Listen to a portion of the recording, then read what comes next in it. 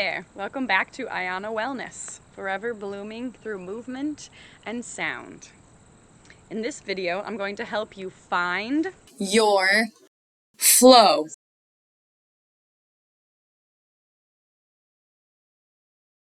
So in Vinyasa Yoga and other active forms of yoga, all sequences or series of 2 to more poses are connected by a vinyasa, or a series of 4 poses performed sequentially in order to, number 1, help strengthen the shoulders, arms, and core.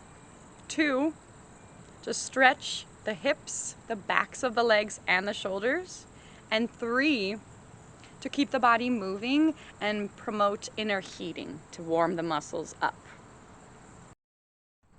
The full expression of a vinyasa flow is composed of 4 poses performed in order through the intentional use of ujjayi breathing. So we're linking each movement to an inhale or an exhale. We start a vinyasa from a standing position, placing the hands at the top of the mat and stepping back to plank. Exhaling down to Chaturanga. Inhaling to upward dog. And exhaling to downward dog. As always, it's very important to listen to your body, and this is where modifications come into the picture. Because of anatomical uniqueness, all bodies move differently. They develop tension in different areas, and they have different ranges of motion. So, in asana practice, it's even more important to move intentionally and mindfully, and know when to back off and not to push too hard.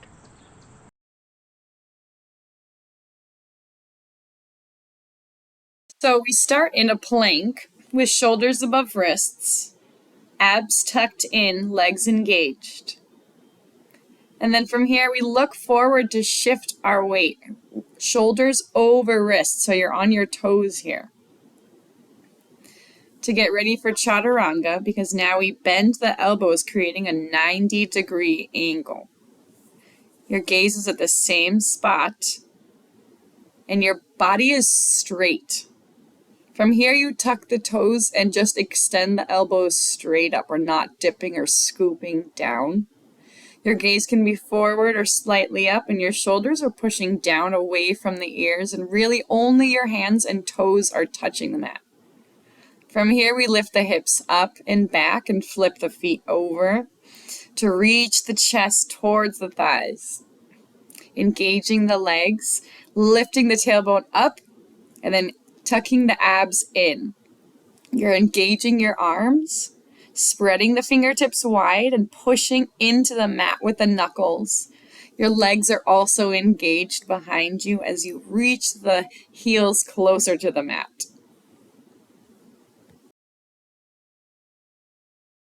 Second option is to drop to the knees if that's maybe too intense for your wrists, but you're still shifting your shoulders over the wrists here. And then bending the elbows, finding that 90-degree angle again. And then holding here, hovering over the mat maybe for a couple seconds before finally lowering down fully onto your belly. And then you can walk your wrists out in front of you and then extend the elbows as much as feels good to create that back bend here. And then you'll bring your wrists back under the shoulders and tuck the toes.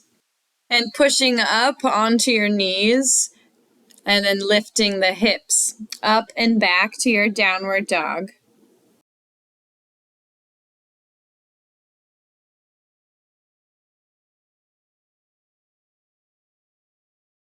Option 3 is lowering down to the knees again, but then lowering down your chest and your chin, keeping the elbows squeezed to your sides.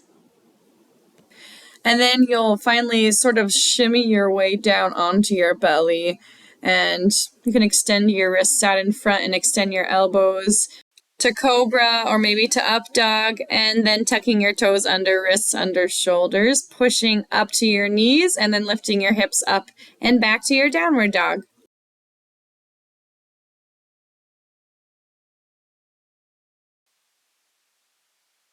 An option to avoid a back bend is to go from your plank, shifting your weight forward, looking in front of you so your shoulders are over your wrists on your toes. And then bending your elbows down in Chaturanga, keeping your elbows at your side, finding that 90-degree angle and squeezing the belly.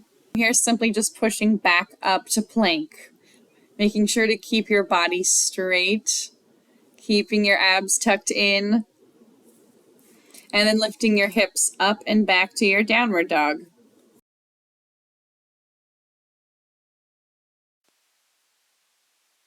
And maybe downward dog might feel too much for your shoulders. So you have some options. You have child's pose, sitting back on your heels, and you can either close your knees or open your knees wide, reaching your arms in front and resting your forehead on the mat.